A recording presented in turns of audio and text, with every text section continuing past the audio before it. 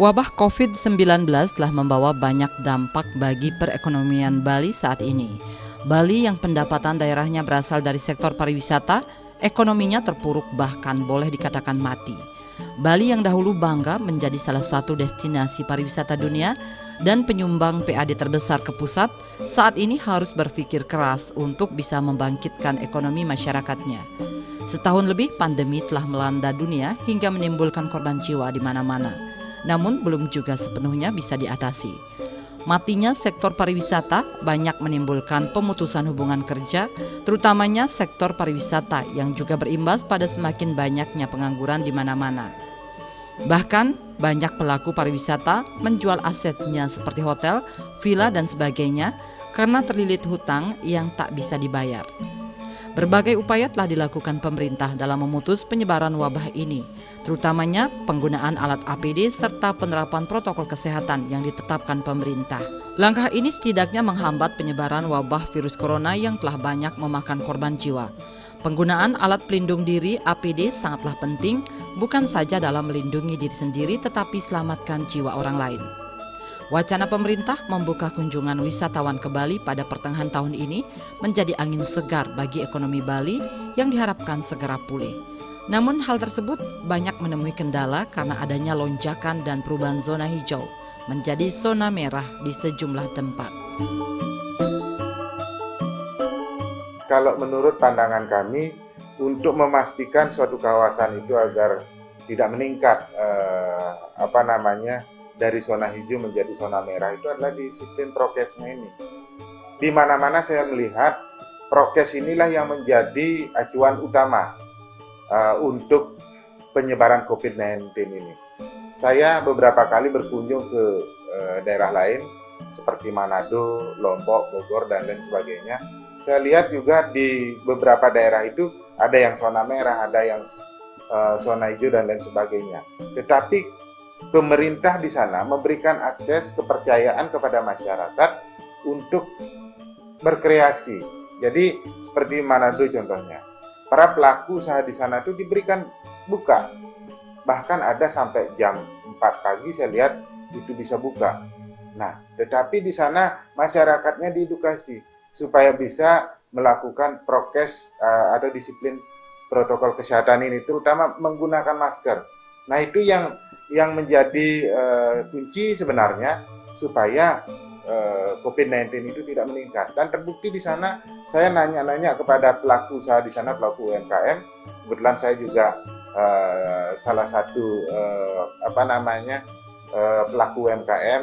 Saya menanyakan kepada mereka, apakah omset yang Bapak Ibu dapatkan di sini bisa mencapai harapan. Dan mereka bilang, seperti ada beberapa warung nasi guling di sana bisa mencapai penghasilan atau omset satu harinya itu 40 juta. Kan luar biasa.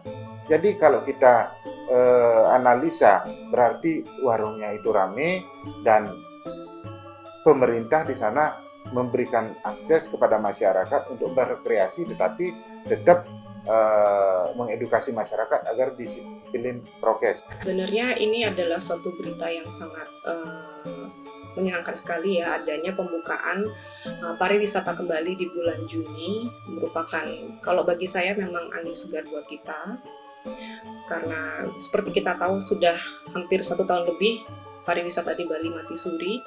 Untuk itu makanya pada daerah Bali khususnya yang akan dibuka pariwisatanya, saya mohon untuk mungkin pengertiannya kepada orang-orang yang sekarang sedang mudik, bagaimana kita akan mempersiapkan nantinya bulan Juni nanti, karena apabila masih banyak sekali masyarakat yang pulang mudik mendahului tanggal dari Idul Fitri ini, tentu sangat menakutkan sekali apabila mereka kembali ke Bali membawa klaster lagi dan meningkat lagi infeksi COVID-19 ini. Jadi yang paling saya takutkan ya, kita takut gagal untuk kembali buka pada bulan Juni nanti hanya karena mungkin kurang pengertiannya masyarakat yang memaksakan diri untuk kembali mudik, walaupun itu dilakukan sebelum Hari Raya Idul Fitri, tetapi dampaknya kita tidak pernah tahu. Jadi mohon mungkin pengertiannya yang lebih lagi, bukannya kita tidak memberikan untuk mudik atau bertemu dengan keluarga, tapi apa yang kita cita-citakan untuk bulan Juni nanti, pariwisata kembali, agar tidak cancel lagi hanya gara-gara hanya dikarenakan kurang pengertiannya masyarakat untuk tetap mudik. Siap tidak siap dalam membuka kunjungan wisatawan ke Bali memang menjadi persoalan yang mudah karena menyangkut kesiapan pemerintah Indonesia sebagai penerima destinasi pariwisata maupun negara sumber wisatawan. Negara yang menjadi target pasar kunjungan wisatawan haruslah benar-benar lolos bebas dari wabah corona. Belajar dari kasus negara India yang kini mengalami lonjakan kasus pandemi yang justru akan memperpanjang status daerah yang tidak bisa dikunjungi ataupun menerima kunjungan dari negara tersebut. Kami berharap kepada pemerintah benar-benar siap untuk melaksanakan pembukaan ini, karena di sini pemerintah harus optimis, harus yakin bahwa dengan keputusannya itu akan berdampak positif ke depan buat kita semua. Jadi dari kami harapannya adalah dari sisi pelatihan, kami sebagai lembaga vokasi, kami sudah sangat siap untuk melakukan pelatihan secara tatap muka. Kami sudah menyediakan prokes, kami juga sudah memberikan training kepada anak didik kami untuk bagaimana melaksanakan prokes tersebut. Nah, dari sisi pemerintah, kami sangat berharap untuk memaksimalkan vaksinasi di Bali. Nah, karena dengan adanya vaksinasi ini yang maksimal di Bali, saya yakin ketenangan daripada masyarakat itu akan lebih meningkat. Sehingga dengan ketenangan cara berpikir itu akan juga meningkatkan bagaimana pola hidup disiplin kepada prokes itu bisa dilaksanakan. Nah, sebenarnya kuncinya cuma prokes itu yang kita lihat. Nah, sekarang bagaimana pemerintah bisa secara lebih optimis, secara lebih tegas untuk yakin bahwa dengan keputusan yang dilakukan itu bisa memperbaiki situasi perekonomian Bali ke depannya. Yang sangat penting untuk tetap diperhatikan adalah bagaimana kita masyarakat Bali untuk tetap melaksanakan protokol kesehatan dengan baik. Ini yang paling penting. Karena apabila kita tidak melaksanakan protokol kesehatan dengan baik, tidak akan ada yang mau datang. Meskipun pintu pariwisata dibuka selebar-lebarnya, tetapi manakala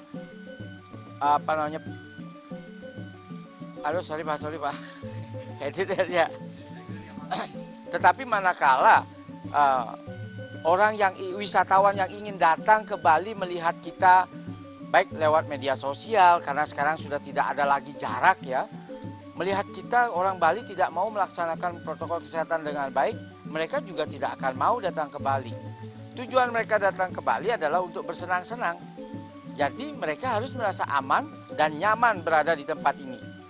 Nah, dan itu akan bisa ditimbulkan ketika mereka tahu betul bahwa masyarakat Bali sangat disiplin melaksanakan protokol kesehatan dalam rangka mencegah penularan COVID-19. Program vaksinasi yang dicanangkan pemerintah pusat menjadi salah satu solusi dalam mengantisipasi penyebaran virus corona di samping penerapan protokol kesehatan yang harus dijalankan. Program vaksinasi saat ini setidaknya menjadikan masyarakat telah memiliki antibodi di dalam tubuh sehingga mempersulit orang akan terjangkit virus mematikan ini. Namun demikian, protokol kesehatan dengan penerapan 3M, memakai masker, menjaga jarak dan mencuci tangan terus dilakukan dan diterapkan dalam kehidupan sehari-hari. Vaksin yang sudah masuk seperti Sinovac itu sudah melalui tahap-tahap yang baik sekali. Jadi mereka sudah ada BPOM-nya dan itu sangat aman. Tidak perlu ragu lagi untuk masyarakat untuk melakukan vaksin. Itu justru penting sekali. Jadi nanti setelah vaksin, jika masyarakat mau, ada yang namanya tes titer antibody. Jadi kita mengukur apakah kita sudah antibody kita sudah terbangun dengan adanya vaksin yang kita lakukan kemarin setelah 2 kali vaksin. Walaupun hasilnya sedikit, tapi setidaknya badan kita sudah mempunyai antibody dari COVID-19 itu sendiri. Jadi menurut saya vaksin tetap harus dilakukan, tidak perlu takut lagi karena apa yang diberikan oleh pemerintah itu sudah vaksin yang benar-benar aman dan ber-BPOM. Jadi kita harus benar-benar memberikan suatu penglihatan kepada masyarakat bahwa kalau memang ada masih suatu tempat yang berzona merah, mohon ditutup dulu untuk pariwisatanya. Kita perbaiki dalam artian masyarakatnya pada zona merah itu divaksin dulu dan melakukan prokes yang lebih ketat lagi. Setelah itu baru kita mensosialisasikan lagi bahwa zona merah ini saat ini sudah ada penurunan yang layak untuk dibuka kembali pariwisatanya, seperti itu. Jadi kita harus memberikan suatu info kepada masyarakat bahwa zona merah yang tadinya zona merah saat ini sudah ada penurunan yang sangat drastis dengan adanya vaksin itu sendiri dan protokol kesehatan yang lebih ketat lagi. Dari Pihak pemerintah dan masyarakat tentunya selalu ada hubungan situasi di lapangan. Jadi dari pihak masyarakat itu akan terpengaruh imun badannya itu ketika menerima informasi yang positif. Jadi dari pihak pemerintah juga seharusnya lebih memunculkan informasi positif ini. Tetapi pihak pemerintah juga antisipasi bagaimana caranya untuk melakukan penanganan terhadap mereka yang terjangkit.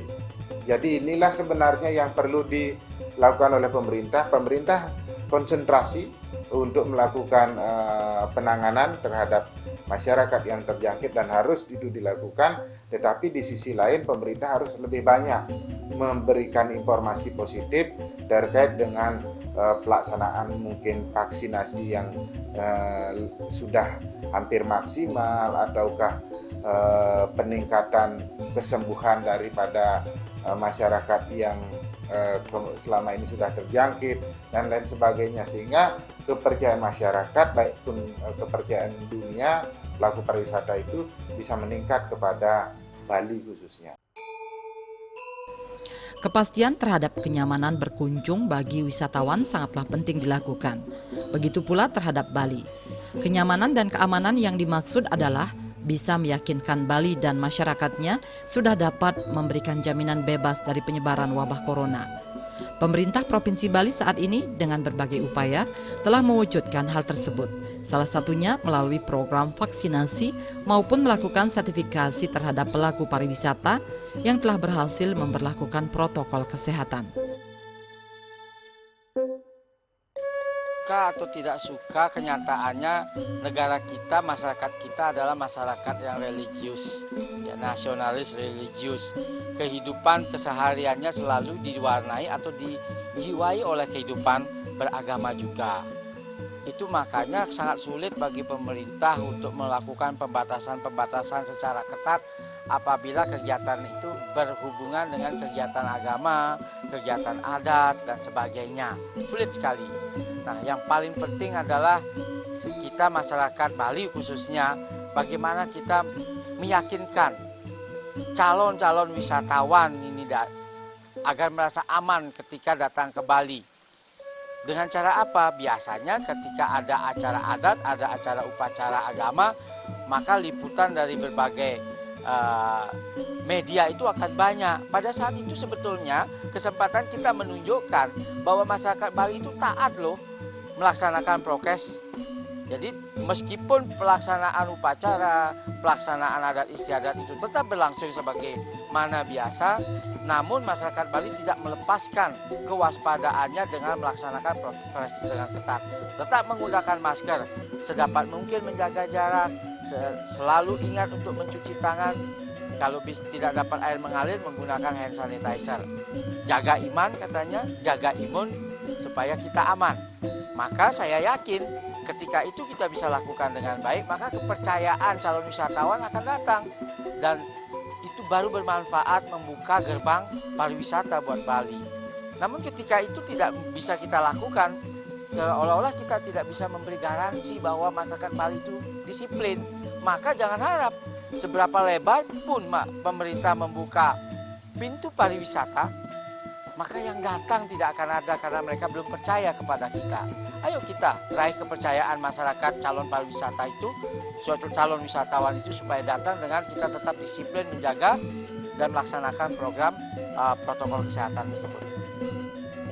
Jadi kalau dari sisi pelaku pariwisata di Bali, apalagi selama ini sudah diberlakukan CISE di Bali, saya yakin pemerintah sudah melakukan edukasi kepada pelaku pariwisata di Bali dan para pelaku usaha di Bali juga sudah melakukannya.